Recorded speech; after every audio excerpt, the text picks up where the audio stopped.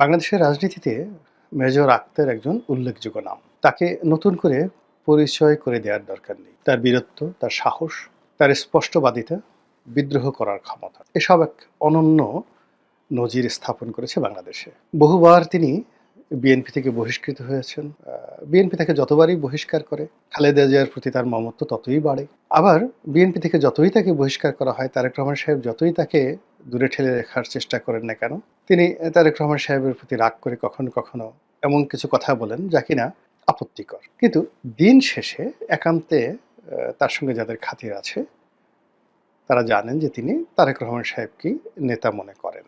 তিনি বিএনপির প্ল্যাটফর্মে থেকে আওয়ামী লীগের প্রশংসা করেন, অনেক সময় জামাতেরও প্রশংসা করেন। আবার সমালোচনা যখন তার করার দরকার হয় তিনি সবার সমালোচনা করেন, এমনকি তার নিজেরও সমালোচনা করেন, যেটা বাংলাদেশে বিরল। এই জন্য তিনি আলোচিত নন, তার সঙ্গে সঙ্গে সমালোচিত এবং একই সঙ্গে বিতর্কিত। আমি তার নির্বাচন এলাকায় গিয়েছি, অসম্ভব জনপ্রিয়। আবার সেখানে তার প্রতিপক্ষের নিকট তিনি অনেকটা জম, একেবারে জমের মতো তাকে ভয় পায়। লম্বা শরীর, মেজাজ গরম। তার ডাকনাম হলো রঞ্জন, মেজর রঞ্জন। এবং খুব যুবক বয়সে তিনি যখন কিশোরগঞ্জের এমপি হলেন, মেজর রঞ্জন যখন এমপি হলেন, ওটা একটা দেখার মতো দৃশ্য ছিল। ক্যাপ পরে ঘোরাফেরা করতেন, আর্মির একটা ভাবসাব আছে। এবং ওই যে তার যে এলাকা, ওটা একটা ডাকাতের এলাকা, চোরের এলাকা। তো সব এলাকাতে ডাকাত চোরের এলাকাতে খুব দুর্ধর্ষ দিনে দুপুরে মানে ট্রেন ডাকাতি হয়। তো সেখানে মেজর রঞ্জন যখন এমপি হলেন, তো তার সেই যে কটিয়াদি ওই এলাকা সোজা করতে তার খুব বেশি দিন সময় লাগেনি। এবং তিনি এখনও ওইরকম এমপি নাই, ঢাল নাই, তলোয়ার নাই, কিচ্ছু নেই, বুড়া হয়ে গেছেন। কিন্তু ওই হাক ডাক আগের মতোই আছে। ভাঙা একটা বাড়িতে থাকেন, একটা খামার আছে, খামার বাড়িতে থাকেন, একা একা ঘোরাফেরা করেন। মানে ওই চোর আসবে, ডাকাত আসবে, গুন্ডা আসবে, তার সামনে পড়বে, ওইরকম ওই এলাকাতে মানে কারো এরকম দুঃসাহস নেই। তো ওইরকম একটা ভাবসাব নিয়েছিলেন। জাতীয় রাজনীতিতেও তিনি কথাবার্তা বলেন, কখনো কাউকে ভয় পেয়েছেন কোনো কথা বলতে আমার কাছে মনে হয়নি। যথেষ্ট একটা সময় আলোচিত ছিলেন, তার আলোচনা হতো তার যাকে বলা হয় কথা নিয়ে, বার্তা নিয়ে। তো ইদানিংও তিনি বেশ একেবারে চোখালো চোখালো, ঝাঁঝালো ঝাঁঝালো কথাবার্তা বলছেন ডক্টর মোহাম্মদ ইউনূসকে নিয়ে। কিন্তু যেটা হলো যে আমি গোলাম মোল্লা রনি, গোবেচারা মানুষ, আমি একটা কথা বললে অনেকেই হাউকাউ করে ওঠে। এর কারণ হলো আমার গাল খুব নরম। মানে কাউকে আক্রমণ করার মতো আমার কোনো পেশি শক্তি নেই। আমার নামের সঙ্গে সেই মেজর নেই, ব্রিগেডিয়ার নেই, কর্নেল নেই, কিংবা টাকা পয়সা, ধনসম্পদ যা কিছু দরকার ওই জিনিসগুলো নেই। ফলে আমরা যখন কোনো একটা সরকারের পক্ষে কথাবার্তা বলি, সবাই এখানে হাউকাউ করে ওঠে।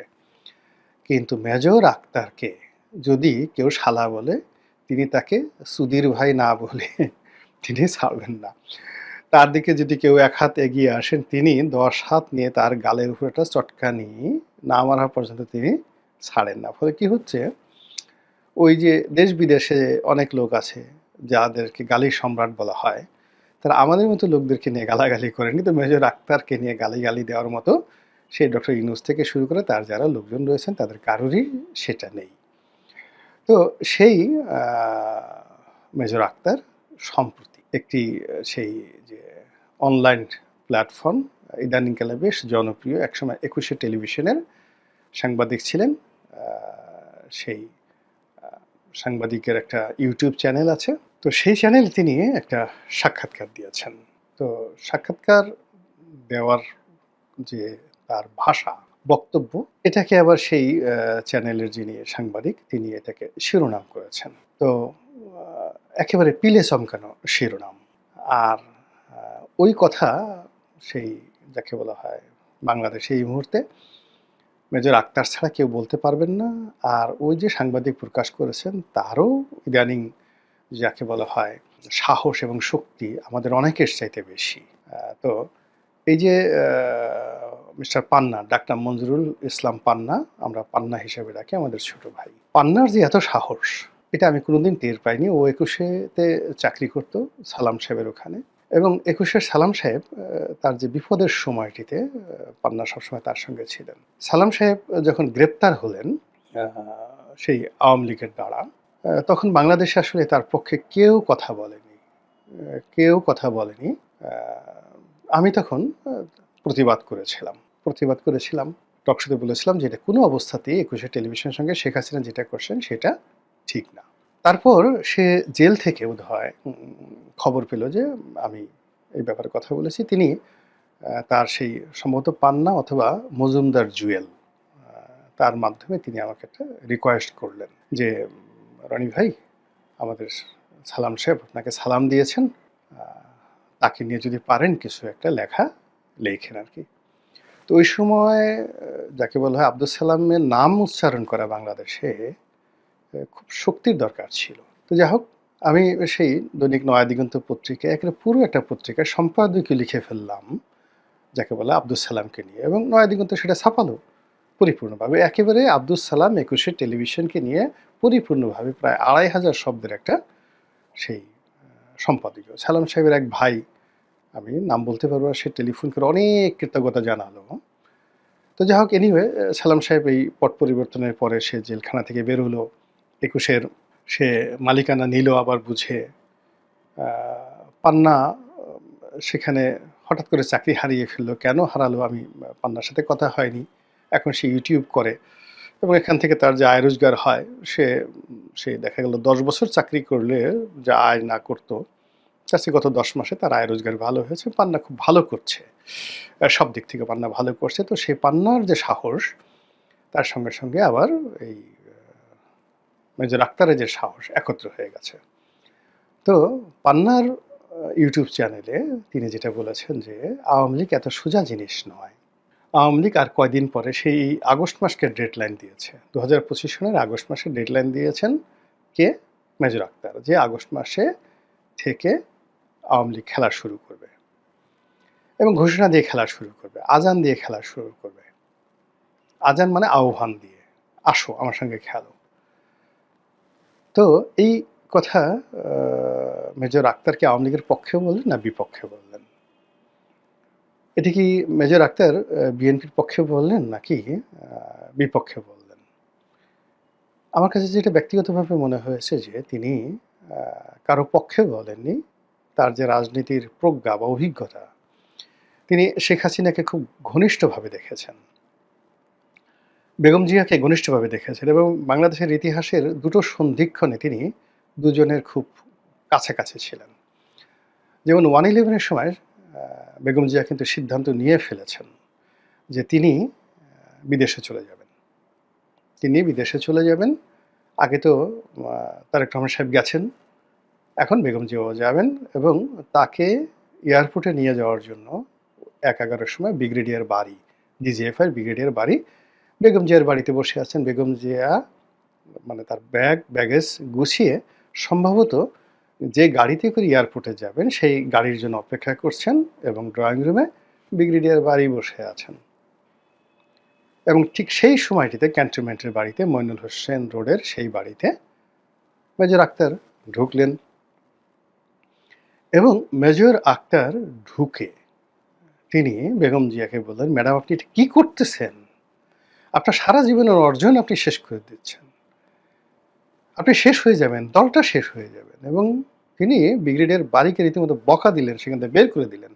১/১১-র সময় ব্রিগেডিয়ার বাড়িকে, যাকে বলা হয় বকা দেওয়া এবং তার সামনে বেগম জিয়াকে বকা দেওয়া এত সোজা বিষয় না। আজকে বিএনপির যারা বড় বড় কথা বলছেন, ১/১১-র সময় ব্রিগেডিয়ার বাড়ির পিয়ন, ড্রাইভার, দারোয়ানের পা ধরে অনেকে কান্নাকাটি করেছেন। তো এই হলো মেজর আক্তার। ফলে বেগম জিয়া সিদ্ধান্ত পরিবর্তন করলেন, ব্রিগেডিয়ার বাড়ি সেখান থেকে চলে যেতে বাধ্য হলেন। এবং এটা মেজর আক্তারের গল্প নয়, ব্রিগেডিয়ার বাড়ি সেই আমেরিকা থেকে সে এই সাক্ষাৎকার দিয়ে এই সত্য প্রকাশ করেছেন। বেগম জিয়া জীবিত আছেন, জিজ্ঞেস করে দেখতে পারেন। তো কাজেই বিএনপির খুব ক্রুশিয়াল মোমেন্টে তিনি বিএনপিকে দেখেছেন জিয়াউর রহমানকে, একসাথে যুদ্ধ করেছেন, এই যে ফ্রিডম ফাইটার। তো কাজেই বিএনপি রাজনীতিতে খুব অল্প লোক আছেন। তিনি আছেন, কর্নেল অলি আছেন, আব্দুস সালাম তালুকদার সাহেব ছিলেন, কে এম ওবায়দুর রহমান সাহেব ছিলেন। মানে যারা একেবারে প্রথম দিন থেকে বিএনপি রাজনীতি বোঝেন, সৃষ্টি করেছেন। যেমন ফেরদৌস আহমেদ কুরেশি ছিলেন, আব্দুল হামিদ চৌধুরী ছিলেন, কে এম ওবায়দুর রহমান, মানে যারা বিএনপির শুরু থেকে, শাহ মজিম সাহেব ছিলেন, ইন্টেলেকচুয়ালি বিএনপিকে ডেভেলপ করেছেন এবং সাংগঠনিকভাবে বিএনপিকে শক্তিশালী করেছেন। বি চৌধুরী ছিলেন। এখনকার বিএনপির যারা আছেন তারা এই মানে যাকে বলে আবেগটা, এই বিএনপির সৃষ্টির এই মাধুর্যটা বুঝতে পারবেন না। আ তো যাই হোক এনিওয়ে তারপরে তিনি আবার শেখ হাসিনার সঙ্গেও তার ঘনিষ্ঠতা হয়েছে বেশ কয়েকবার। শেখ হাসিনা তাকে মন্ত্রী করতে চেয়েছেন। তার দলে নিতে চেয়েছেন। একবার তিনি ওই যে পদত্যাগ করে বসলেন বিএনপি থেকে। তখন শেখ হাসিনা তাকে মন্ত্রী করতে চেয়েছেন। বলল যে, "না, আমি যদি এখন আপনার মন্ত্রী হই তাহলে বলবে যে আমি মন্ত্রী হওয়ার জন্যই বিএনপি থেকে পদত্যাগ করেছি বা বিএনপি আমাকে বহিষ্কার করেছে। অতএব এটা হবে না। আমি যে আমার মতো আছি।" This is major Akhtar. আবার এই যে ২০২৪ সনে সে মনে করেছে যে ইলেকশন করবে। সে ইলেকশন করেছে। তার মতো সে ফেল করেছে। কিন্তু সে ইলেকশন করেছে। ২০১৮ তে আবার বিএনপি মনোনয়নে ইলেকশন করেছে। তো কাজেই দুটো দলকে সে যেভাবে চিনেন সেভাবে বাংলাদেশে খুব অল্প লোক আছে কাছের থেকে এই দুটো দলকে তারা চিনেন। তো সেই অভিজ্ঞতা থেকেই তিনি বলেছেন যে আজান দেবে। আওয়ামী লীগ আজান দিয়ে মাঠে নামবে। হতে পারে। কিন্তু যে কথাটা খুব ভয়ংকরভাবে তিনি বলেছেন যে, "অপেক্ষা করেন। ডিসেম্বর মাসে নির্বাচন তো দূরের কথা। ডিসেম্বর মাসে গৃহযুদ্ধ শুরু হয়ে যাবে।"